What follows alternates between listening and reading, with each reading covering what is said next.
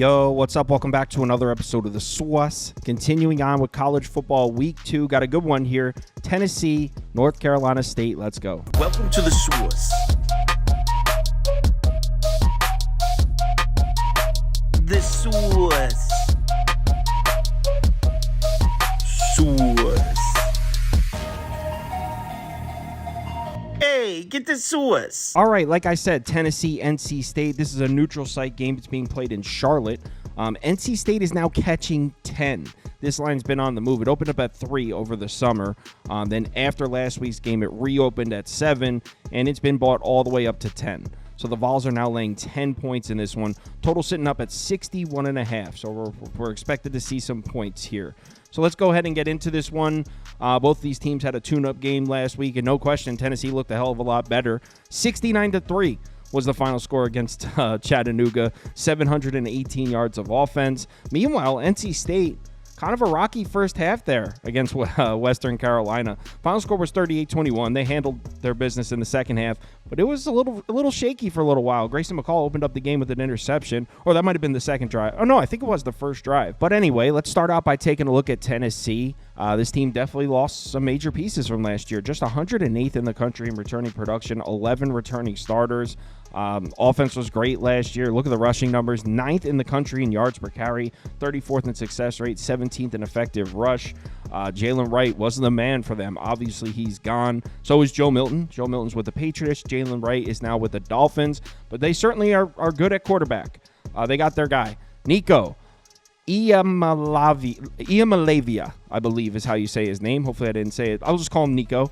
68.5% completions in the opener, 628 yards passing, 5 touchdowns, no interceptions, 163 passer rating. Certainly looked excellent to start his career out. It was against Chattanooga. Now, if you don't know who this is, he is a crazy, highly touted recruit here. His Instagram clips were going viral when he was a sophomore or junior in high school. I remember this dude from years ago going viral on Instagram, like his workout tapes and throwing different routes and stuff. So no question, Tennessee thinks they have a Heisman hopeful here in Nico.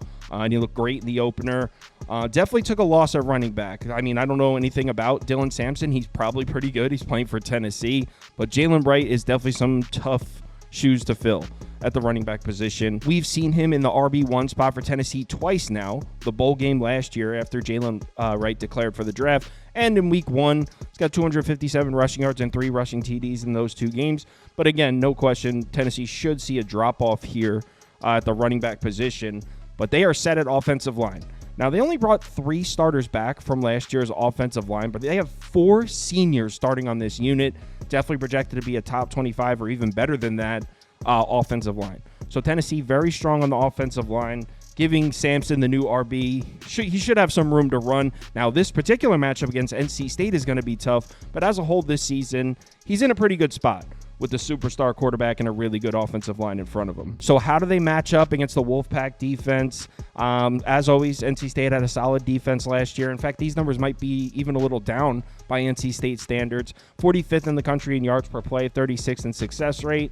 Slightly better against the pass than the run. And I expect that to be the case again this year because they're in pretty good shape as far as secondary goes, but their defensive front 7 lost 5 starters, including 2 all-conference linebackers, and one of them is Peyton Wilson, who's now with the Steelers. He's been the leading tackler on NC State for what feels like a decade. He's got over 400 career tackles. So this is the first year we're going to see this NC State defense without Peyton Wilson at linebacker. So no question, defensive front for NC State took some hits. And with that Tennessee offensive line looking to be in pretty good shape, I expect them to be able to run the ball in this one. Now, as far as Nico throwing the ball in NC State secondary, I could see the Wolfpack giving him some problems, maybe even forcing a turnover or 2 because Nico, as highly touted of a prospect as he is, his only start is against Chattanooga. NC State is a respected defense. This is going to be his first real test as a passer. So I wouldn't be surprised to see him struggle throwing the ball a little bit. But as far as getting the run game going, I expect Tennessee to be able to do that. On the other side, we got the NC State defense and Grayson McCall, now the quarterback from Coastal Carolina, as I'm sure you've heard. Threw that pick. I think it was on the first drive. It was on the first or second drive against Western Carolina. It was a pick 6. Other than that, he was really good in the game. Completed 65% of his passes, 318 yards, 3 touchdowns, and that pick.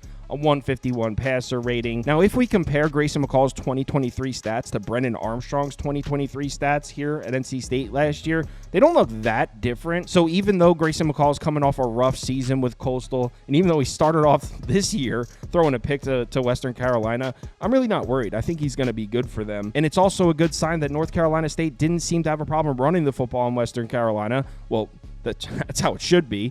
But 33 carries, 203 yards on the ground, 2 rushing touchdowns.